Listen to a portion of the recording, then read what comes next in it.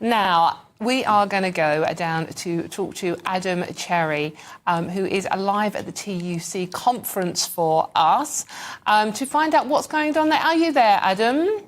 Yes, you are. Hello. Adam, we're coming to you nice and quick. Just catch you on the op down there. Right, OK, TUC conference kicks off today. What are we expecting from them? Yeah, so we're here until Wednesday. The Prime Minister is here himself on Tuesday. Really, it's an interesting one because, on the one hand, this is the first TUC Congress under a Labour government for 15 years. So there is a bit of a spring in the step of the people coming here. But on the other hand, the steps that the government are taking at the moment with cuts to the winter fuel allowance and the level of the pay rises that have been given to public sector workers, they want more on the latter point, and they're very concerned, they say, about the winter fuel cut. So there's going to be a proposal on that, an amendment on the exhibition floor here, or rather in the main hall. They're going to vote on it. It's been backed by Unite, which is one of the biggest unions in the country. And it's being held, that vote, on the same day that the Prime Minister is here. So it's not as if they're walking in lockstep entirely. There may be a bit of confrontation here. It's hard to say at the moment because it doesn't really kick off until tomorrow, so it's fairly quiet for now. But I would expect that will develop over the next couple of days. There was a press conference earlier today with the General Secretary, Paul Noack, and he said he had, quote, real concerns about that cut. And not really much of a surprise, is it? Because this is being framed as a necessary step to fund those pay rises for public sector workers, which the unions here say don't go far enough anyway. Adam, sorry, when did you say we're expecting Keir Starmer to be there? That's on Tuesday. Right. And we have Angela Rayner here tomorrow, and Ellie Reeves, the party chair, is here tonight. Right, because unusually for Labour Party ministers, and they are going to get a hard time from the unions, who literally support the Labour Party as well, aren't they? Well, that's what makes it strange, isn't it? Yeah, is that the first time in 15 years that this has happened, you would think it will be milk and honey from the taps, but actually it's not, because of the steps, the unpopular steps that the Prime Minister says he's willing to take. Even today he said as much. So it will be strange to see how he handles that on Tuesday, but he will be gone by the time the vote on the winter fuel allowance is actually taken, so he doesn't have to suffer the embarrassment of being here whilst that kicks off. But nonetheless, the vote is happening at the vote in the Commons is happening on the same day, so it will be an interesting one. Very interesting day. Thank you very much to Adam Cherry down in Brighton as the TUC conference kicks off, officially kicking off tomorrow, but Adam's obviously helping them set up. OK, so we have still my marvellous panel with me, Peter Edwards and Claire Muldoon. Peter, I'm going to come first to you on this one. Given your Labour list, former editor. I've been to Congress many times. Yes, OK. And is it a fun place to be? I mean, do you have Angela Rayner getting up on stage and giving it large? Well, the discos tend to be in the evening. I'd say, much as I enjoy Congress and then Labour Party conference, anyone who's been to any party conference of any type will say they're very hot, a lot of time in a suit, a bit of a lack of fresh air, and a lot of food that looks slightly past its best. So it's one idea of fun. But let's go to the substance. It's very interesting to hear that discussion. I think there's always a lot of myth-making around Labour conference and then TUC Congress. In cast your mind back to Tony Blair, when Labour Prime Ministers, not leaders of the opposition, when Labour Prime Ministers go and address unions, certain newspapers work themselves up into a lava with phrases like caving in or union paymasters, blah, blah, blah. There's only one stakeholder group that matters to a Labour Prime Minister, and that is called the electorate. And they derive a benefit from going to speak to the trade unions and sending a tough message about compromise and pragmatism and limited funds. And just as Tony Blair did that, I would expect to hear something similar from Keir Starmer. Because remember all this, and, you know, we've all got different views on some of the policy stance. There's still a deficit of £87 billion that has to be reckoned with. OK, all right. Well, the front page of the Sunday Express, you know, some of the people paying for that will be pensioners, and the front page of the Sunday Express today are saying winter fuel storm is Labour's poll tax. I mean, we know that... What a ludicrous comparison. Right, OK, why did you say that? The winter fuel allowance is a universal benefit that is paid to poor pensioners, and it's paid to people like Lord Alan Sugar, a very successful businessman. And even people like Lord Sugar say it's ludicrous that he is in receipt of a universal benefit like the winter fuel allowance when he's so well off. But this is going to affect 10 million pensioners in this country who will be expected to survive on, many of them, just over £11,500 a year. Over 4,000 pensioners died of the cold last year. It's a real concern, and we've all got to be honest. And like the cold hurts you, and the cold can kill you, and that's why I'd expect to see this policy evolve a bit before the budget, which is not for another 7 or 8 weeks on October 30th. Martin Lewis, a consumer champion who's not allied to a political party, suggested one tweak where you basically have means testing based around council tax bands. I think it will change a bit before the time Rachel Reeves delivers her first budget. So you think they'll tweak it but not ditch it? Because, I mean, you've got up to 30 Labour MPs set to rebel.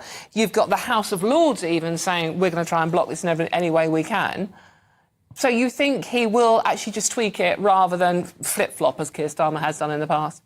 Well, for the reasons you set out, for two reasons. First of all, the political point is, that was one of the few critiques that might have landed on Keir as leader of the opposition, that he changed his mind.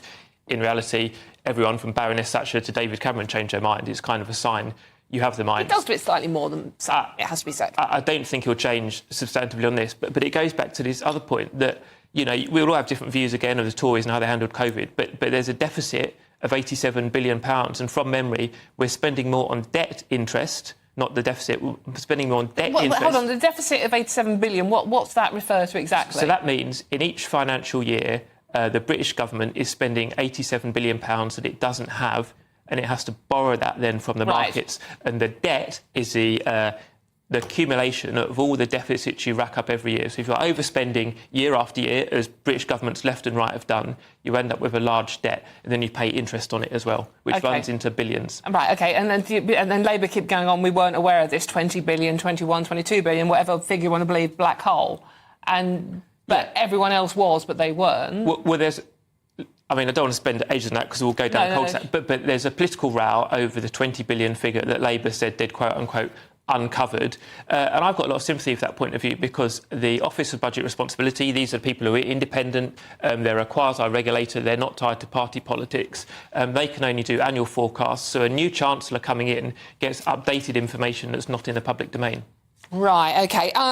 Claire, I mean, so Peter would have it tweaked? Yeah, but interestingly, Peter, you said that the Labour government is only focused on one thing, and that's the electorate who voted for them, I would say. And I don't think that is the message that they've previously sent out to the trades unions and the trade unions themselves. Think of ASLEF, think of the junior doctors, think of whatever, because they have given them, I would say they've given in to them. So I don't think they've sent out any stern message at all, other than they're a bit of a soft touch. No, but you have to bear in mind that many NHS unions are not affiliated to the Labour Party. But that's neither here nor there. I mean, the government has given in to them and given in to their demands. No, it hasn't. It's very important to say that's wrong. Doctors demanded 35% for full pay restoration, i.e. they'd have the same pay in real terms as a decade ago. Wes Streeting gave a one-word answer to that, which was no.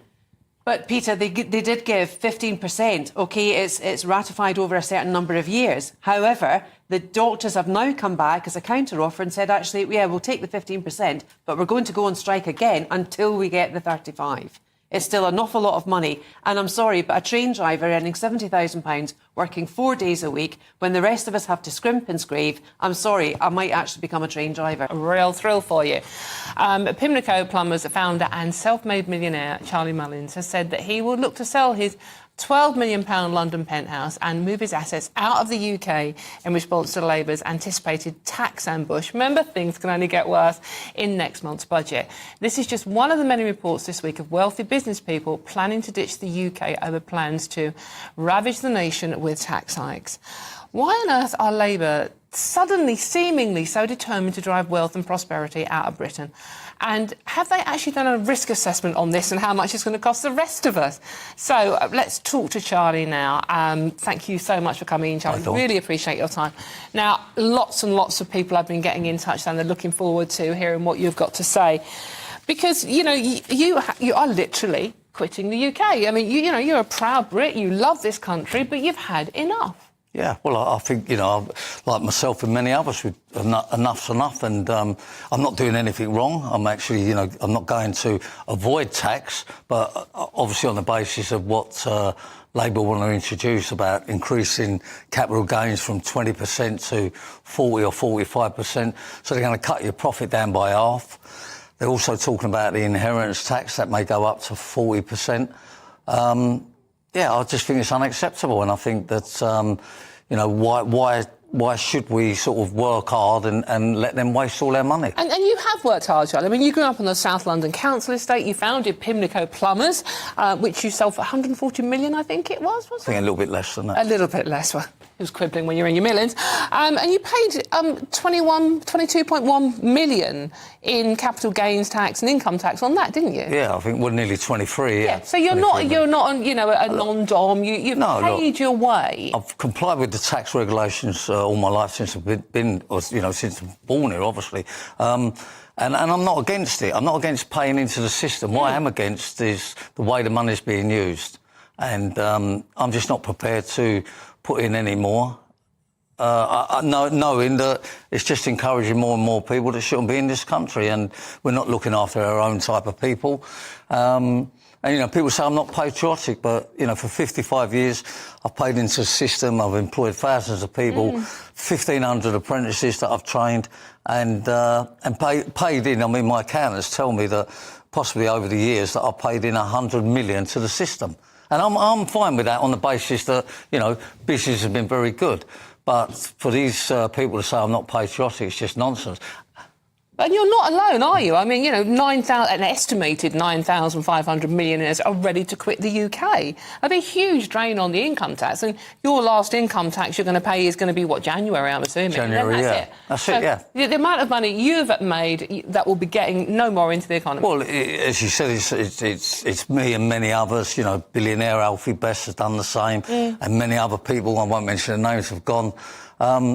You know, we don't need to stay here now. If we're creating wealth and putting in the pot and you're being penalised by the current government, then, you know, we can get up and go anywhere in the world and not put up with it. I mean, you can go to Italy and be registered there and only pay 100 grand a year tax. You know, they actually, government think that they're going to bring in more revenue by doing what they're doing. The revenue will go down by 50% because they're just... You know, just driving people out of the UK. I mean, you know, I've already gone anyhow. You know, I'm not going to beat about the bush. I'm already gone. And I'll just come back here now for visits and family. And I'm starting a new business which launches October the 1st here. But it's a family business. I'm not on the payroll, so I won't be paying nothing out of that. But they'll comply with the tax regulations. Would you be starting that new business knowing what you know now? No, definitely not. Right, definitely not. I mean, we started the project probably 2 years ago. We had a 3-year non-trading clause on us, and but no, certainly not. Definitely not. I mean, and again, you know, I've said to my family that once the business is up and running, if we find that Labour are too difficult and putting too many hurdles in the way, then we just shut down and go to Dubai. I mean, they're just not encouraging businesses, and you know, what with the new workers' rights and all this 4-day-a-week nonsense and working from home and pick your own hours and, you know, call me this in the work. You know, I just can't comply with that, I'll be honest with you. I'm not against workers' rights. I'm not against it, but I'm just like a normal working-class guy like millions of other people, and it's just not how we've been brought up. It's just not the work ethics. And I think the workers' rights is being loaded more for the employee, and when the employee's got more rights than the employer, then something's wrong. But of course they've got to have rights. I mean, it's just that they're just overloading it. And, you know, I have to say all this nonsense that, you know, you want to be called this in the workplace. I'm not going to have, say, Eric the bricklayer one week and then next week he wants to be Mary in call centre. I mean, it just ain't going to happen. And, you know, we're not going to have the working from home nonsense. We're not going to have people picking their own hours. Yes, we're going to be flexible, but, you know, it's a personal business and it'll stay in the office. And if on that basis that I can't keep people or want to keep these people with me, then they go. Let them go somewhere else. So the direction of travel of this country, where do you think it's going to end up if we carry on like we are now? Well, I think what? Where do you think we're going to end up if the direction of travel carries on? Well, unfortunately, we're definitely going to be in recession, that's for sure. And they talk about this 22 million black hole that they've found. But if they really want to be honest with it, evidently 9 billion of that is down to pay rises for the civil service. So you know, they're all looking after their own type of people, and I just feel Labour now are just too much, you know what I mean? Would I put Starmer and, was it Reeves and the other one, Rain or something, in charge of my business? The answer's no. I mean, but they're running You the wouldn't have country. Keir Starmer running, you know, running your bath by the sounds of it. Well, I wouldn't put him in charge of a broom, if I'm being honest with you. And that's being polite. Yeah. You know, they're just absolutely... They're not for the working people. They're all for giving money for people that don't contribute nothing. This is what I'm confused about, Charlie, because when I grew up, you know, my dad was a Labour rep. I mean, Labour were for the working classes. Do you think they've lost that? Oh, undoubtedly, undoubtedly. Obviously, the Conservatives haven't helped things. I mean, the last 14 years they've just been atrocious. You know, Labour are just picking up on what they've given now. But let's not kid anyone. Labour are not for people that contribute to society. Charlie, I mean, you have been accused of this many times in the... But you know, you are a working-class lad. You're proud of your country. You're proud of the flag. So you're leaving, though. You know, that isn't the most patriotic thing you could do. You're leaving poorer people who are going to be really struggling to pay their taxes and survive now. Yeah, look, I totally agree with you, but, you know, I don't run the country. I can't sort of help everybody out, and... you know, that's for the government, really, to you know, make jobs available, get training schemes going, look after the pensioners. But you would say you were a patriot still? Sorry? You would say you were a patriot? Well, for all these years I've been here and have been, but all of a sudden I decide that enough's enough. So, I mean, you know, I'm not interested in what people think about... you know, that I'm jumping ship and all this nonsense. I've contributed, you know, as much as I possibly can over the years. And, you know, I'm still going to be involved with a charity, FA Shooting Star Hospice, that the company's still going to support. But, you know, I'm just not going to contribute into the pot no more. Charlie, we're running out of time, unfortunately. Really? Yeah, I know, it's flows past, doesn't it? That's a shame. If you could just quickly sum up Labour's first 2 months in power in one broadcastable word, what word would it be? What, on air? Yeah, broadcastable, Charlie. Broadcasting. I don't, what to say? Disaster. Disaster. That'll do. Thank you very much. Charlie Thanks. Mullins, thank you very Dawn. much. A pleasure Thank you. to talk to you, and good luck with the new company as well. Thank you.